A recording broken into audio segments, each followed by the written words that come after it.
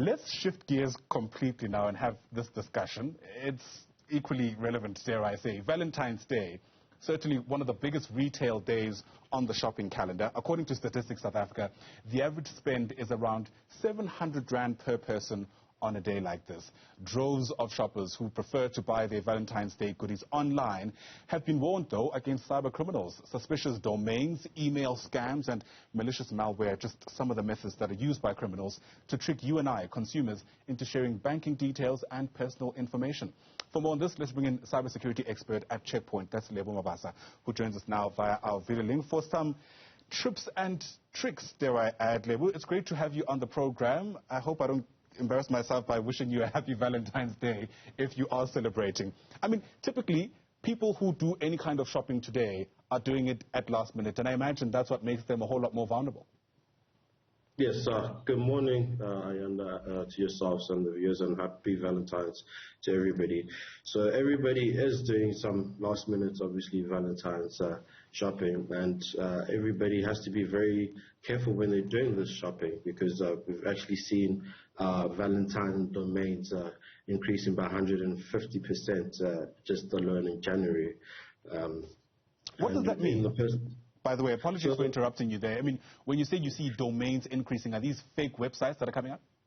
Yes, that's correct. Right. Fake websites, look-alike websites, and trying to impersonate other websites that look that are already existing. So, and sending emails to actually other people, you know. So we found like a lot of phishing examples of phishing scam focused on buyer fraud actually, and we've seen quite a number of malicious emails also used to lure victims into purchasing gifts for Valentine's Day, mostly. Sure. How different are the tricks from criminals around Valentine's Day on any other day, really? Or do you find that it's just a whole lot more unsuspecting consumers that fall prey to a modus operandi that exists any other time of the year? Well, we find mostly people falling prey on holidays like these. So what cyber criminals do is basically create phishing links and phishing attacks. So phishing attacks occur when malicious actors send messages pretending to come from a trusted person or entity, and these phishing messages basically manipulate users into performing actions like installing a malicious file, clicking on a malicious link, or divulging sensitive information such as their login credentials. So we've seen also like social engineering is an increasing common threat vector used in almost all of the security incidents, basically. Sure. So most people are actually vulnerable to this, and it's not certain people focused on this. Absolutely. No, don't worry. Most people wake up at 8:30. It's fine. Let me ask you this. I mean, according to the information at my disposal, about half of the new domains that emerge around Valentine's Day are at the very least suspicious. How do ordinary, unsuspecting people pick up on what a suspicious domain actually looks like? So there's a few ways. So one of the ways is threats or a sense of urgency. So emails that threaten negative consequences should always be treated with skepticism. Another strategy is to use urgency to encourage or demand immediate actions in the emails. So phishers hope that by reading the email in a hurry, they will not thoroughly scrutinize the content and will not discover inconsistencies. Another way is an immediate is the message of the style of the email. So an immediate indication of phishing is when a message is written in appropriate language or tone. For example, if a colleague or from work sounds overly casual, or a close friend uses formal language, this should trigger some suspicion.